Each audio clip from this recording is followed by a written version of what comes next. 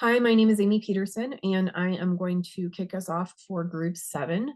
And we are looking at Credit Suisse specifically through the lens of international corporate governance. So, the case we covered is one in which Credit Suisse was ordered to pay $22.6 million in restitution to investors who funded a tuna fishing project in Mozambique. And this case involved bribery and kickbacks for Mozambican government officials, as well as Credit Suisse bank managers.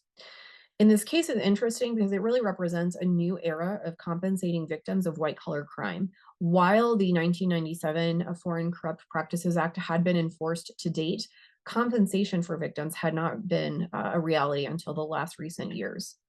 It also highlights the complexities of white collar crime compensation. It's difficult to identify qualified victims.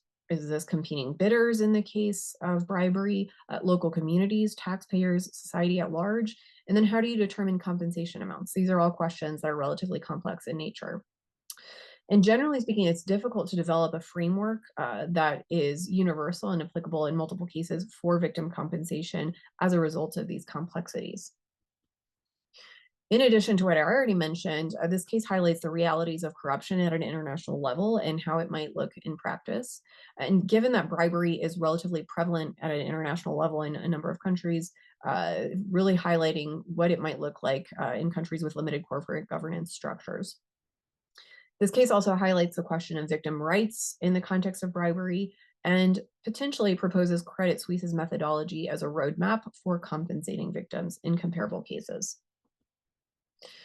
The relevant concepts that we touch on in this case are really issues of corruption, as I've already mentioned, and then the race to the bottom that really highlights the uneven playing field that can arise when some countries have a lower rule of law enforcement than others and lower corporate governance practices.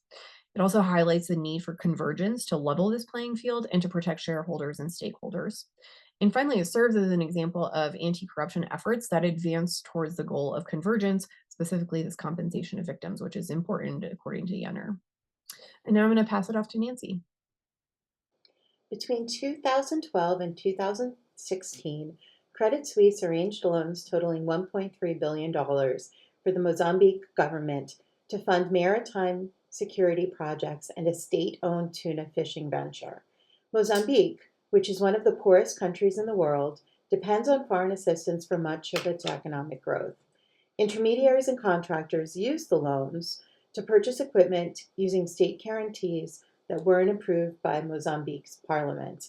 At least $200 million in bribes and kickbacks were paid to Mozambican government officials and three Credit Suisse bankers, who management argued acted as rogue employees. The corruption, fraud, and money laundering, and the revelations of the loans resulted in default and years of financial crisis in Mozambique.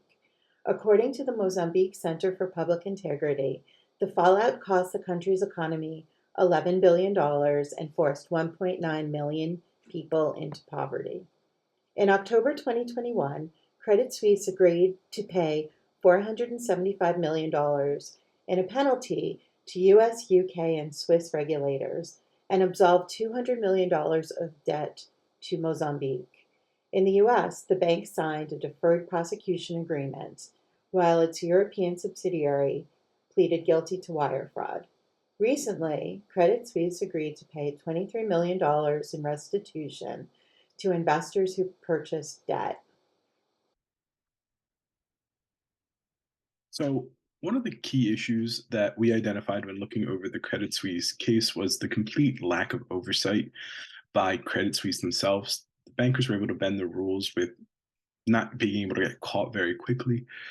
Bankers also internally identified a lot of red flags, but didn't take action or any accountability.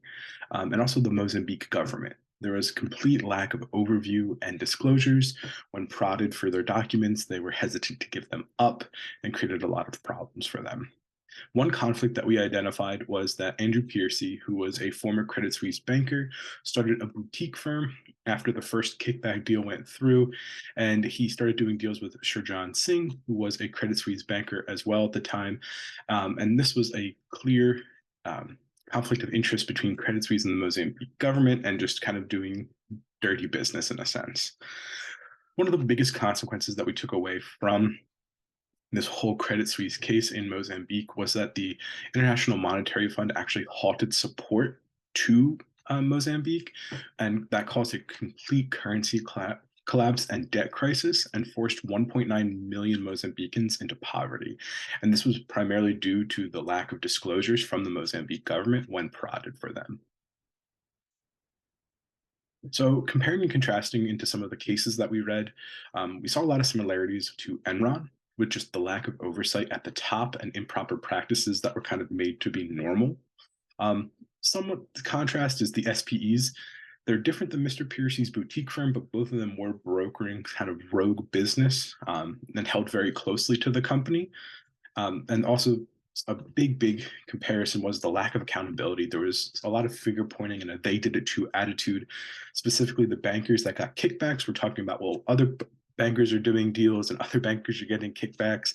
And then at Enron, other employees were kind of pushing blame for the NPV discounting practices, saying, well, they did it and I did it too because they did it, and it was just made to be normal. And then something that we noticed with the Embraer case was that there was it dealt with money laundering and anti-fraud violations. And in the Credit Suisse case, the Foreign Corrupt Practices Act was brought up, and what the US and the UK used to look into Credit Suisse. So in terms of this story and how it relates to some of the readings from the class, let's take module 6 reading that was prepared by Professor Crane, for example. There's a lot of challenges and consequences that arise, and there's a lack of universally accepted corporate governance standards and principles.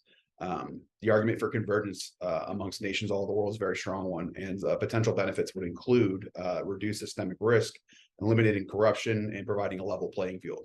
Monks and Minnow are also very big on transparency and accountability. In the case of Credit Suisse in Mozambique, the bank allegedly violated anti-corruption laws. The results will ultimately include massive losses to Mozambique's government and citizens. Monks and Minnow also go into detail regarding independent and diverse boards of directors, effective risk management, and internal controls, as well as transparency and financial reporting.